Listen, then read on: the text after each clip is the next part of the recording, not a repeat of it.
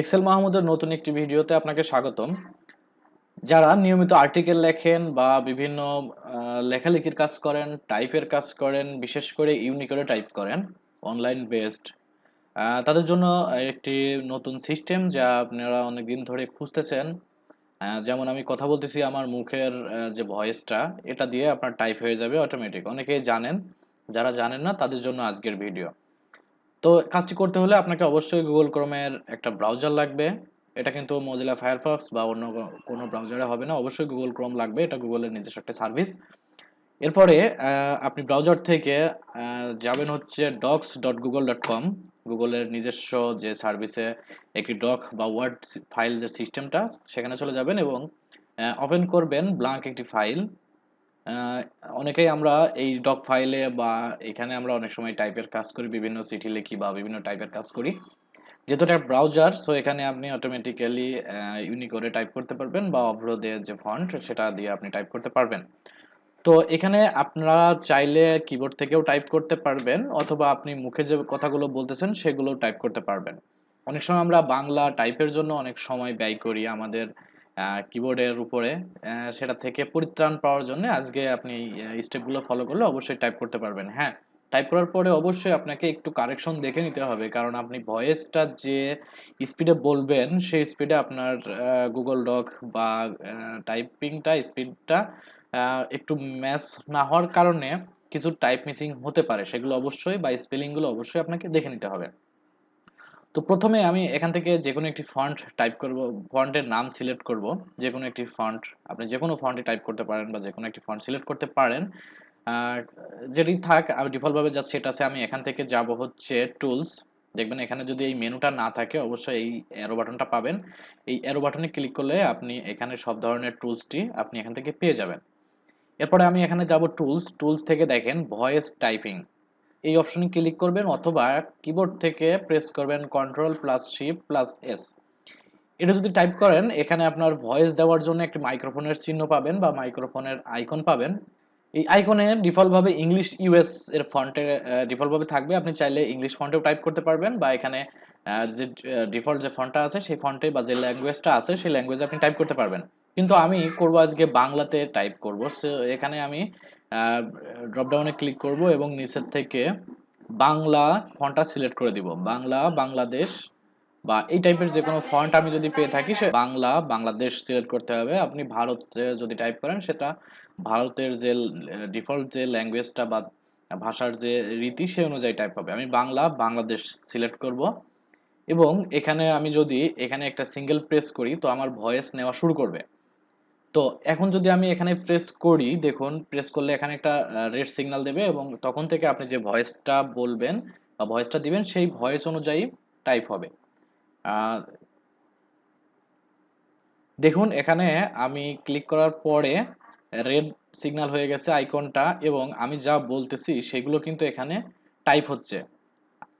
অবশ্যই খেয়াল করবেন, কথার বলার বা একটি ওয়ার্ডের সঙ্গে অন্য একটি ওয়ার্ডের সংযোগ হয়ে যেতে পারে। অবশ্যই মুখে যখন বলবেন সেই অনুযায়ী সেটা টাইপ হবে। অবশ্যই খেয়াল করবেন যেন আপনার স্পেলিংটা সঠিকভাবে উচ্চারণ হয় এবং যে উচ্চারণে আপনার কোনো বাধা থাকবে না বা কোনো ব্রেক থাকবে না, যেখানে দাড়ি কমা সেমিক্লোন এগুলো একটু ফলো করবেন, অবশ্যই আপনার মতো করে টাইপ হবে। এবার আমি এখানে ক্লিক করে দিব বা অডিও অফ করে দিব। দেখুন অডিও অফ করার পরে দেখুন, একটু খেয়াল করে দেখুন, আমি যা বলছি সেই অনুপাতে কিন্তু এখানে টাইপ হয়েছে। দেখুন এখানে আমি ক্লিক করার পর সিগন্যাল শুরু হয়ে গেছে বা শুরু হয়ে গেছে আইকনটা, এবং আমি যা বলতেছি সেগুলো কিন্তু এখানে টাইপ হচ্ছে, অবশ্যই খেয়াল করবেন। আচ্ছা, এই যে 5 লাইন 6 লাইন টাইপ হয়ে গেল মুহূর্তের মধ্যেই, আমি যা বলছি তাই। এখন আমরা যদি কোনো টেবিলে ডাটা এন্ট্রি করতে চাই, সেক্ষেত্রে কি করব, আমরা একটা টেবিল এখান থেকে ক্রিয়েট করে নিব। দেখুন এখানে কয়েকটি টেবিল ক্রিয়েট হয়ে গেছে। আমি টেবিলে কিছু ডাটা এন্ট্রি করব। যেমন আমি আবার ভয়েস দেই, ক্রমিক নং, নাম, পিতার নাম, মাতার নাম, ঠিকানা। ওকে, এখান থেকে একটু ব্রেক দেই। দেখুন আমি কিন্তু অডিও অফ করতে পারতেছি বা অডিও কিন্তু আবার শুরু করতে পারতেছি, এরকম অপশন কিন্তু এখানে পেয়ে যাবেন। আমি এখান থেকে দেখুন এখানে আইকন আছে, আমি একটি কলাম বাড়িয়ে নিলাম। বয়স 1 হাসান মাহমুদ। পিতার নাম,